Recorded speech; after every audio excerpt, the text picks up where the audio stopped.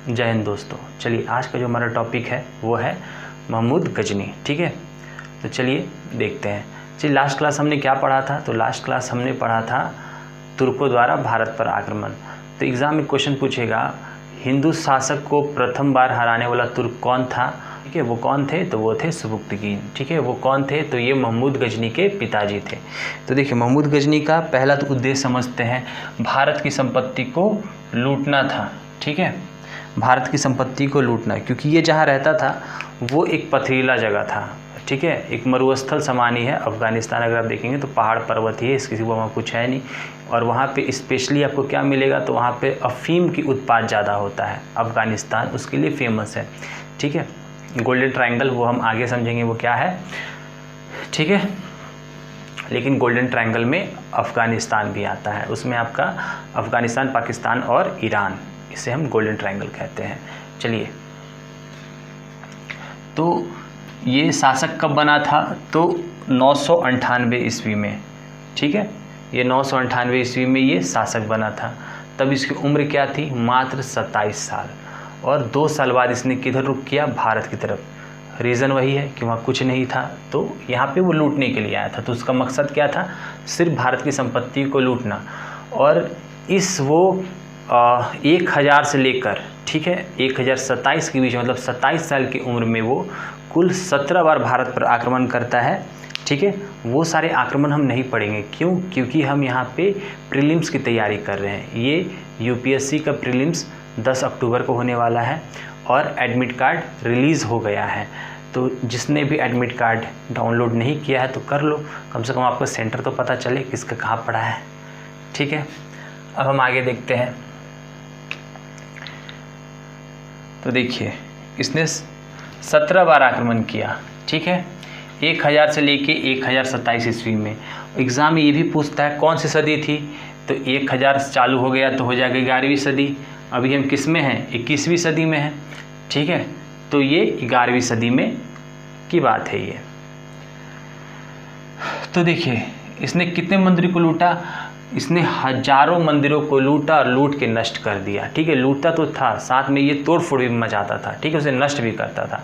तो हम समझते इसका पहला आक्रमण कहाँ हुआ था? तो इसका पहला आक्रमण हुआ था, महमूद का पहला आक्रमण 1000 ईस्वी में हुआ। यह आक्रमण हिंदू शाही राज्य पर हुआ था।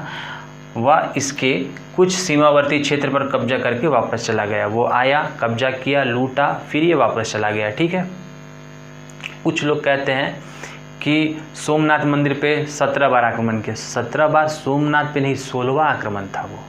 ठीक है, अब हम देखते हैं दूसरा आक्रमण 1025 से लेकर 26 ईस्वी। ये बहुत इंपॉर्टेंट है। ठीक है, क्योंकि यहाँ पे बहुत नरसंहार हुआ था।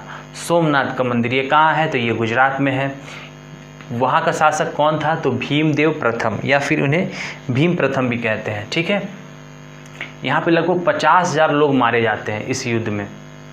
बहुत बेगुनाह लोग को मारता है, पीटता है, काटता है और बहुत सारा सोना वगैरह लूट के लेके जाता है।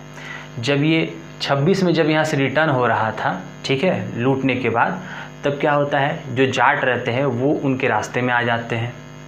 ठीक है, जब रास्ते में आते हैं तब ये उनसे युद्ध करता है, लेकिन वो धीरे से साइड लेकर निकल जाता है अपने रास्ते।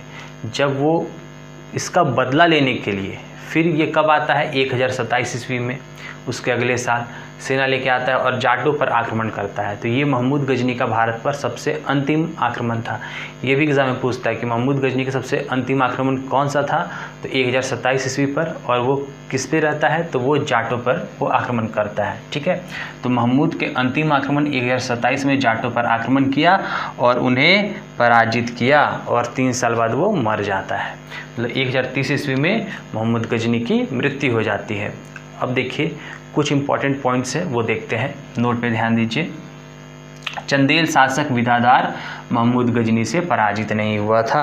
तो देखिए भारत के जितने भी शासक महमूद गजनी से लड़े वो सब पराजित हुए, लेकिन एक विदाधार ही थे, ये उससे पराजित नहीं हुए थे। विदाधार जो थे ये गोंड वंश के शासक थे। ठीक है, ये गोंड जनजाति के थे। जो विदाधार थे ये कौन से जनजाति के थे? तो ये चंदेल शासक थे, ये गोंड जनजाति से बिलोंग करते थे। ठीक है, देखिए इसमें हुआ क्या कि युद्ध तो हुआ, लेकिन युद्ध के परिणाम कुछ निकला नहीं, क्योंकि युद्ध के 1-2 दिन बाद इन्होंने क्या किया, अपनी सेना रात में लेके चले गए वापस, और महमूद गजनी अपनी सेना लेके वापस चला गया। तो इस युद्ध का कोई परिणाम नहीं निकला।